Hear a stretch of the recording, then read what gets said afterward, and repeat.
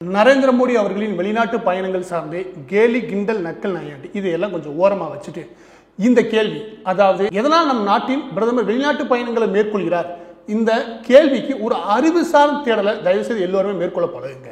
அது ஏன் அப்படி சொல்றீங்கன்னா, உங்க வீட்டில் 10th 12th காலேஜ் படிக்கக்கூடிய பசங்க இருக்காங்க. அவங்க உங்ககிட்ட வந்து அப்பா எதனால் நரேந்திர மோடி அவர்கள் வெளிநாட்டு பயணங்களை மேற்கொள்கிறார் அப்படின்னு கேள்வி கேட்கிறான்னு வச்சுக்கோங்க. அதுக்கு நீங்க என்ன பதில் சொல்லுவீங்க? இந்த கேலி கிண்டல் நக்கல் இந்த விஷயத்தை அவங்க சொல்லுவீங்களா? அப்படி நீங்க சொன்னீங்கன்னா அந்த குழந்தைகளை நீங்க தான் கெடுக்க போறீங்க. அதை நல்லா புரிஞ்சுக்கோங்க. அது ஏன் அப்படி நான் சொல்றேன்னா, இந்த குழந்தைகள், அதாவது உங்க வீட்டில் இருக்கலையா இந்த சின்ன சின்ன குழந்தைகள், இந்த குழந்தைகள்லாம் இந்த நாட்டோட நாளைய தலைவர்கள். IAS IPS IFS ஆபீசர்ஸா, நாளைக்கு ஹை கமிஷனர் ஆபீசர்ஸா, எல்லா நாடுகளிலும் உள்ள இந்திய தூதரகங்களை வேலை செய்யக்கூடிய அதிகாரிகள். இவங்களுக்கு நீங்க அறிவுசார் தேர்தல் சொல்லித்தரலன்னு வச்சுக்கோங்க, என்ன நடக்கும் யோசிச்சு பாருங்க. அந்த குழந்தைகள் ஆரம்பத்திலிருந்தே தாங்களும் நக்கல் நையாண்டி அடிக்கிறதா சரி போல அப்படின்னு சொல்லிட்டு நக்கல் நையாண்டி அடிக்க ஆரம்பிச்சிருவாங்க. இதனால என்ன ஆகும்? அந்த குழந்தைகளுடைய அறிவுசார் தேடலை தவறா வழி நடத்தினது யாரு? நீங்க தான். இந்த தவறை நீங்க சரி செய்யணும்னு நினைச்சு வச்சுக்கோங்க, அந்த குழந்தைகளுக்கு ஆகாது நாட்டோட நிர்வாகம் சார்ந்த விஷயங்களை தேடி தெரிஞ்சுக்கிற பழக்கத்தை வச்சுக்கோங்க. அதாவது நான் என்ன சொல்றேன்னா, நரேந்திர மோடி அவர்களின் வெளிநாட்டு பயணங்களை நீங்க குறை சொல்லணும்னு நினைச்சு வச்சுக்கோங்க. அந்த பயணத்தின் மூலம் என்ன மாதிரியான உடன்படிக்கைகள் உருவாச்சு, அந்த உடன்படிக்கைகள் நம் நாட்டிற்கு பயன் தருமா, பயன் தராதா, இந்த மாதிரி நீங்க விவாதிக்க பழகுனீங்கன்னா உண்மையிலேயே நீங்க தான் அறிவுசார் தேடல் தளத்தில் இருக்கீங்கன்னு அர்த்தம். இப்ப நாம இந்த விஷயத்துக்குள்ள போலாம். நாட்டுடைய பிரதமர்கள் 2 விதமான பயணங்களை மேற்கொள்றாங்க. ஒன்னு ஸ்டேட் விசிட், இன்னொன்னு சப்மிட். ஸ்டேட் விசிட்னா தனிப்பட்ட நாடுகளுடனான உறவு இருக்கு இல்லையா, அதை மேம்படுத்துவதற்கான பயணங்கள். நல்லா புரிஞ்சுக்கும், தனிப்பட்ட நாடுகளுடனான உறவை மேம்படுத்துவதற்கான பயணங்கள். இன்னொரு பக்கம் சப்மிட்ஸ் அப்படின்னு என்ன கேட்டீங்கன்னா, சில நாடுகளின் கூட்டமைப்பு அது உருவாக்கும் சந்திப்புகள். நல்லா புரிஞ்சுக்கோங்க, ஒரு 5 நாடு 10 நாடு சேர்ந்து உருவாக்கும் கூட்டமைப்புகள், அந்த கூட்டமைப்புல சந்திப்பு நடத்துறாங்க இல்லையா, அந்த சந்திப்புகளில் கலந்து கொள்வதற்காக வெளிநாட்டு பயணங்களை மேற்கொள்றாங்க. இந்த 2 விஷயம் புரியுதா? நேரடியாக பதிவு உள்ளே போலாம். எடுத்து நம்ம பார்க்க போறது கூட்டமைப்புகள், சப்மிட்ஸ்.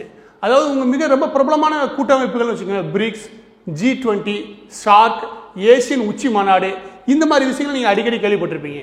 எடுத்துக்காட்டுக்கு இந்திய பிரதமர் ஷார்க் உச்சி மாநாடுகளில் கலந்து கொள்வதற்காக வெளிநாட்டு பயணங்களை மேற்கொள்கிறார். இந்த மாதிரி செய்திகள் நம்ம வரும். இந்த மாதிரி கூட்டமைப்புகள் எதனால் கூட்டப்படுது இது நம்ம தெரிஞ்சுக்கணும். அதுல நான் ஒரே ஒரு விஷயம் மட்டும் சொல்றேன், மற்ற விஷயங்கள் நீங்களே தேடி தெரிஞ்சுக்கோங்க. G20 என்ன கேட்டா, உலகளாவிய அளவில் 85% பொருளாதாரத்தை கட்டுப்பாட்டுக்குள் வைக்கும் முதல் 20 நாடுகள். ஏறக்குறைய 3/2 பங்கு மக்கள் தொகை கையில் உள்ள முதல் 20 நாடுகளுடைய கூட்டமைப்பு இது. இந்த நாடுகள் எடுக்கும் முடிவு மிக மிக முக்கியமானது. ஏன்னா இந்த 20 நாடுகள் தான் ஒட்டுமொத்த பொருளாதாரத்தை ஏறக்குறைய கட்டுப்பாட்டில் வச்சிருக்கு. அதாவது உலக பொருளாதாரத்தை உலகளாவிய அளவில் மக்களின் வளர்ச்சி, வாழ்வு மேம்பாடு முழுக்க இந்த 20 நாடுகளுடைய முடிவு சார்ந்து இருக்குது. இது நல்ல மனசுல வச்சுக்கோங்க. அதனால இந்த மாநாட்டு என்ன மாதிரியான கூட்டமைப்புகளை கூட்டம், என்ன மாதிரியான உடன்படிக்கைகள் இந்த மாநாட்டில் உருவாகும் அப்படின்றதுக்கு ஒரே ஒரு காரணம் சொல்றீங்க. சமீபத்தில் 2017 கூட்டப்பட்ட G20 மாநாட்டில் ஒரு உடன்படிக்கையை மேற்கொள்றாங்க. அது என்ன கேட்டா, ஏறக்குறைய $325 மில்லியன் பெண்கள் தொழில் முனைவோர் சம்பந்தப்பட்ட விஷயத்துக்காக அவங்க ஒதுக்குறாங்க. இது எதனால கேட்டீங்கன்னா, உலகளாவிய அளவில் பெண்கள் படிப்பு சதவீதம் பெரிய அளவில் முன்னேறி இருக்கு, அது இல்லைன்னு சொல்லவே முடியாது. அரசியல் சார்ந்த பங்களிப்பும் ஓரளவுக்கு முன்னேறி இருக்கு, அது நம்ம இல்லைன்னு சொல்ல முடியாது. ஆனா தொழில் முனைவோரா பெண்கள் வராங்க இல்லையா, அதுல மிகப்பெரிய அளவில் பின்தங்கி இருக்காங்க. அவங்க தொழில் முனைவோரா வர்றதுக்காக இவங்க இந்த $325 மில்லியன் ஒதுக்குறாங்க. இந்த $1 ஒதுக்குறது மூலமா 20 நாடுகள், அதனுடைய அண்டை நாடுகள், மற்ற எல்லா இடங்கள்லையும் இந்த ஃபண்டை எடுத்து சப்ளை பண்ணுவாங்க. இதன் மூலம் என்ன நடக்குன்னா, பெண்கள் தொழில் சார்ந்த முனைவோர் முன்னேற்றம் இல்லையா, அது நல்ல நகர்வை மேற்கொள்ளும் உலகளாவிய அளவில். சரியா? அடுத்து எல்லா நாட்டு மக்களின் மீது அக்கறை கொள்றீங்கன்னா, அகதிகளா நாடு விட்டு நாடு கிளம்புறாங்க இல்லையா, அந்த மக்கள் மீது நீங்க அக்கறை கொண்டாகணும். எடுத்துக்காட்டு, சிரியாவிலிருந்து கடந்த 8 வருஷங்கள் நடக்கும் போர்னால பாதிக்கப்பட்ட மக்கள் அகதிகளா தன் நாட்டை விட்டு வெளியே வரும்போது அந்த மக்களை காப்பாற்ற வேண்டிய கடமை இந்த 20 நாடுகளுக்கு கட்டாயம் இருக்குது. ஏன்? உலகத்தின் 85% பொருளாதார கட்டுப்பாட்டில் உள்ள இந்த நாடுகளால் அதை செய்யவே முடியும். இந்த நாடுகள் அதை பத்தி சிந்திக்கவே இல்லைன்னா அந்த மக்களை காப்பாற்றுறது ரொம்ப ரொம்ப பெரிய கஷ்டம். அதனால இந்த மாதிரி அகதிகள் விஷயமாகட்டும், இந்த மாதிரி பெண்கள் முன்னேற்றம் ஆகட்டும். இன்னொரு எடுத்துக்காட்டு சொல்றேன் கேளுங்க. நீங்க ஒரு ஏற்றுமதியாளர், அதாவது கோதுமை ஏற்றுமதி செய்றீங்க, இல்லாட்டி அரிசி ஏற்றுமதி பண்றீங்க, இல்ல ஸ்டீல் ஏற்றுமதி பண்றீங்கன்னு வச்சுக்கோங்க. நீங்க ஏற்றுமதியாக பண்ற அந்த பொருள் இறக்குமதி ஆகும் நாடுகள் இருக்கு இல்லையா, அங்கே வரி வசூல் இருக்கு இல்லையா, அது முறையா இருக்கணும்.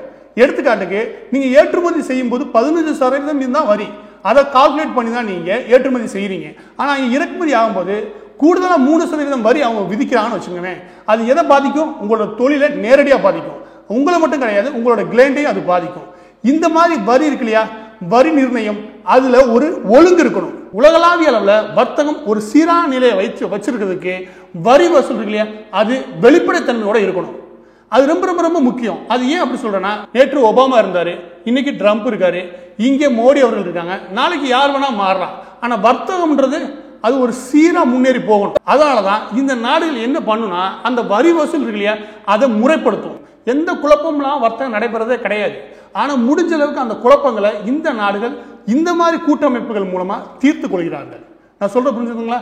நான் ஒண்ணு சொல்லிட்டேன். நீங்க என்ன பண்ணணும், பிரிக், ஏசியன், அப்புறம் என்ன பண்ணுங்க, மற்ற நாடுகள் இருக்கிற கூட்டமைப்பு, அந்த கூட்டமைப்பு சம்பந்தப்பட்ட விஷயங்கள் இருக்குல்லையா, அதை தயவு செய்து தேடி படிங்க.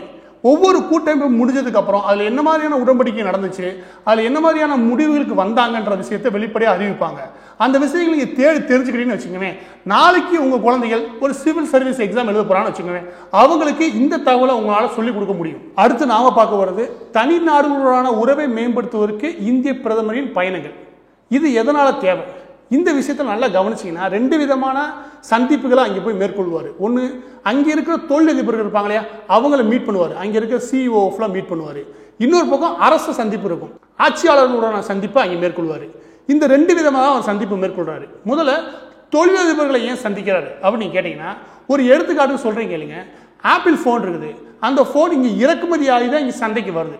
இறக்குமதி ஆகி, நல்லா புரிஞ்சுக்கணும், இங்கே மேனுஃபேக்சரிங் ஆகலை. அப்ப அங்க இருக்கிற ஒரு பொருள் இறக்குமதியாக இங்க வரும்போது இங்க இறக்குமதி வரியும் கட்டி தான் மக்கள்கிட்ட போய் சேருது. சரியா? இது முதல் விஷயம். அவங்க பக்கத்து அதனால என்ன ஆகும், பொருளுடைய விலை அதிகமா இருக்கும். சரியா? அது உற்பத்தியாளர் பக்கத்து இருக்கிற பிரச்சனை. இன்னொரு பக்கத்து மார்க்கெட் சந்தைக்கு வருது, ஆனா வெளியே உற்பத்தியாகி வரதுனால இங்க வேலை வாய்ப்பு இருக்கு இல்லையா, அது மிகப்பெரிய அளவில் பாதிப்பாகும். இது நாட்டோட பிரச்சனை. அதாவது இந்த மாதிரி இறக்குமதி ஆகிறதுனால, பொருட்கள் இறக்குமதி ஆகிறதுனால ஒரு பக்கம் உற்பத்தியாளருக்கும் பிரச்சனை இருக்குது, இன்னொரு பக்கம் நாட்டில் வேலை வாய்ப்பின்மை பிரச்சனையும் உருவாகும். இதனால பிரதமர் மேற்கொள்ளும் பயணங்கள் மூலமா அவர் என்ன கேட்டுக்கிறாங்கன்னா, வெளிநாடுகளிலிருந்து இறக்குமதி செஞ்சு இங்கே சந்தைப்படுத்துறதை விட இங்கேயே உற்பத்தி ஆலைகளை அவங்க தொடங்கினாங்கன்னா அவங்களுக்கும் நலன் பயக்கும், நமக்கும் வேலை வாய்ப்புகளை பெருக்க முடியும். இது உங்களுக்கு புரிய முடியுதா? அதாவது நான் ஆப்பிள் போனுக்கு மட்டும் நான் சொல்ல வரல, நீங்க நல்லா தேடி பார்த்தீங்கன்னா கன்சூமர் எலக்ட்ரானிக்ஸ் பொருள் இருக்கு இல்லையா, அது பெரும்பாலானவை இறக்குமதி தான் ஆயிருக்கும். இந்த விஷயத்துல நான் ஒரு விஷயத்தை சுட்டி காட்ட விரும்புறேன். அது என்னன்னு கேட்டீங்கன்னா, நரேந்திர மோடி அவர்கள் வர்றதுக்கு முன்ன எத்தனை மொபைல் மேனுஃபேக்சரிங் யூனிட்ஸ், அதாவது கைபேசி இருக்கு இல்லையா, அதை தயாரிக்கும் நிறுவனங்கள் எத்தனை இங்கே இருந்துச்சுன்னு தேடுங்க. அவர் வந்ததுக்கு அப்புறம் எத்தனை யூனிட்டா கூடி இருக்குன்னு தயவுசெய்து தேடி பாருங்க.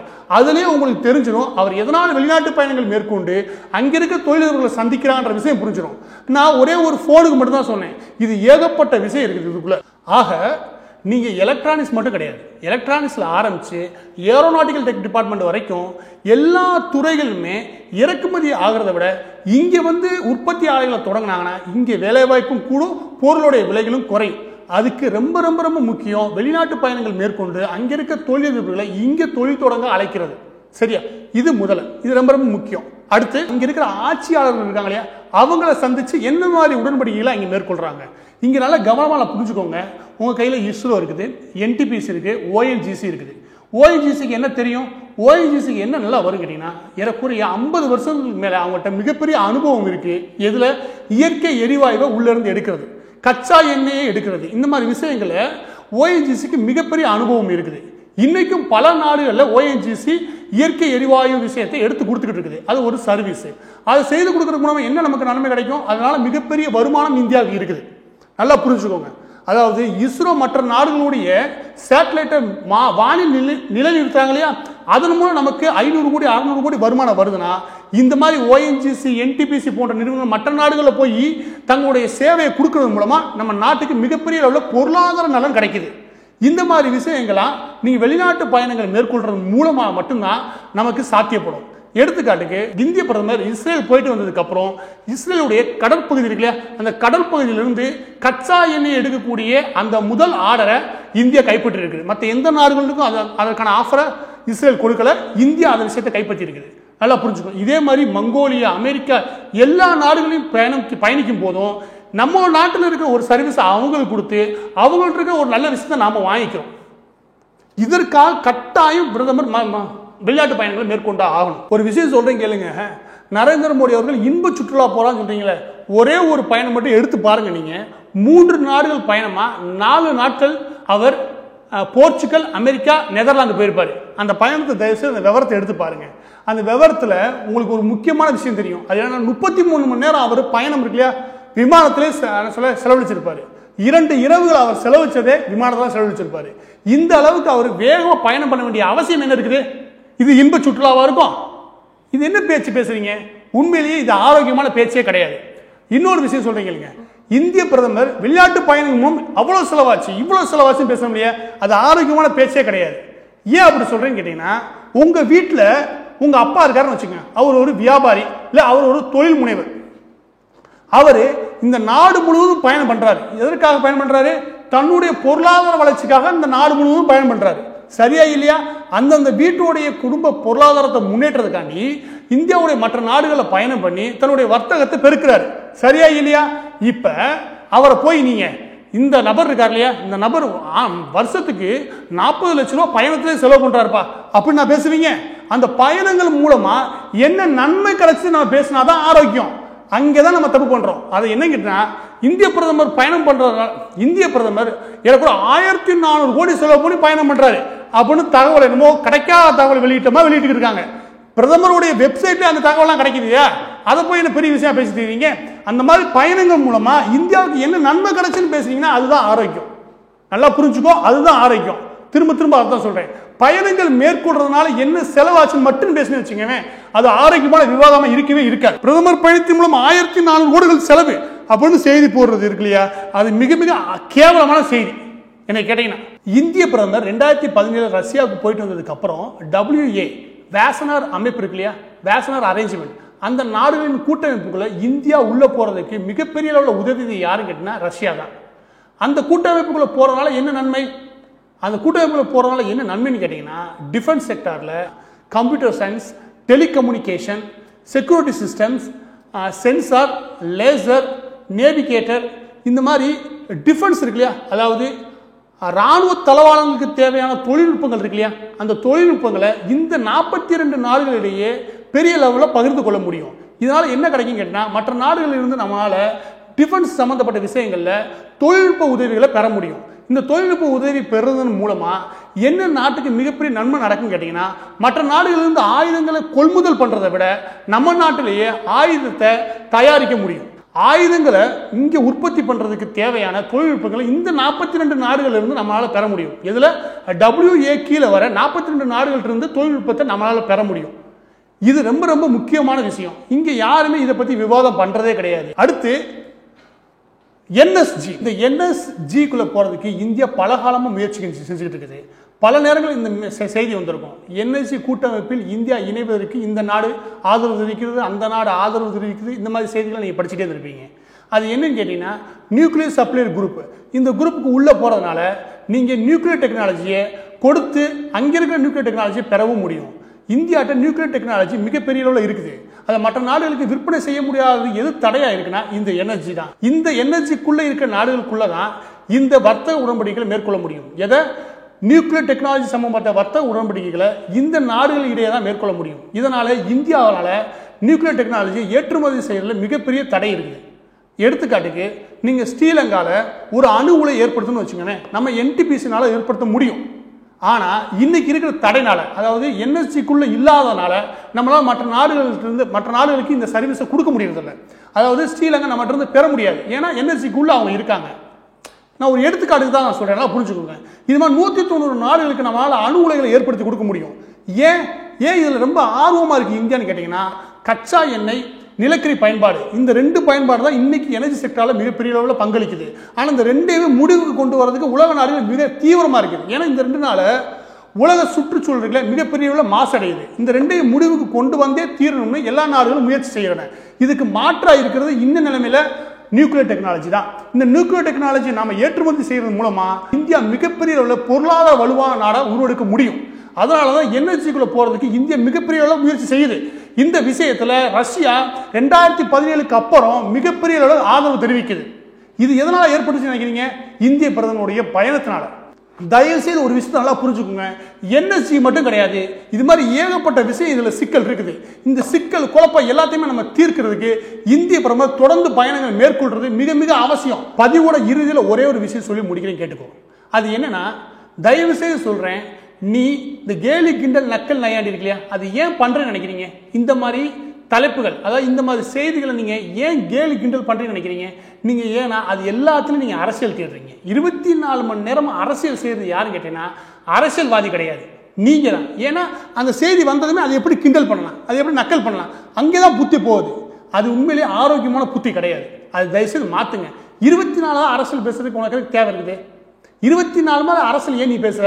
அரசியல் 24 மணி நேரம் நீ பேசினா ஒன்று நீ அரசியல்வாதியா இருக்கணும், பத்திரிகை ஆகணும். ரெண்டுமே நீ கிடையாது. நீ எதுக்கு அரசியல் 24 மணி பேசிட்டு இருக்கிற? இந்த மாதிரி விஷயங்கள்ல நீங்க அறிவார்ந்த தேடலை மேற்கொண்டீங்கன்னு வச்சுக்கோங்க, நீங்க உண்மையிலேயே ஆரோக்கியமான அரசியல் பேச முடியும். ஆனா ஆரோக்கியமான அரசியல் நீங்க இல்லாம போனதுக்கு முழுக்க முழுக்க காரணம் நீங்க கேலி கிண்டலா அரசியல் பேசிட்டு இருக்கீங்க. அது உண்மையிலே எந்த விதத்திலையும் சமூகத்துக்கு ஆரோக்கியம் தரப்போறது கிடையாது. சமூகத்துக்கு மட்டும் கிடையாது, உங்க வீட்டு குழந்தைகளுக்கு எந்த விதத்திலும் அது ஆரோக்கியம் தரப்போறது கிடையாது. ஏன்னா 24 நக்கல் நையாண்டி அடிக்கிறவனுக்கு இருந்து என்ன அறிவார்ந்த விஷயத்தை அந்த குழந்தை பெற்றோம், என்ன அறிவார்ந்த விஷயத்தை அந்த பெற்றோர்கள் இருந்து பெற முடியும் அந்த குழந்தைனால? ஆக நீங்க அறிவார்ந்த விஷயங்களை பேசணுன்றது எதனால முக்கியப்படுதுன்னா, சமூகம் நல்லா இருக்கணும், நாடு நல்லா இருக்குன்றது மட்டும் கிடையாது, உங்க வீட்டு குழந்தைகள் நல்லா இருக்குன்றதும் முக்கியம். அதனால 24 தயவுசெய்து அரசியல் பேசுற நீட்டு தொலைச்சிட்டு அறிவார்ந்த விஷயத்தை தேடி பழகு. அதுதான் ஆரோக்கியம் நாட்டுக்கும் உன் குழந்தைக்கும். நன்றி.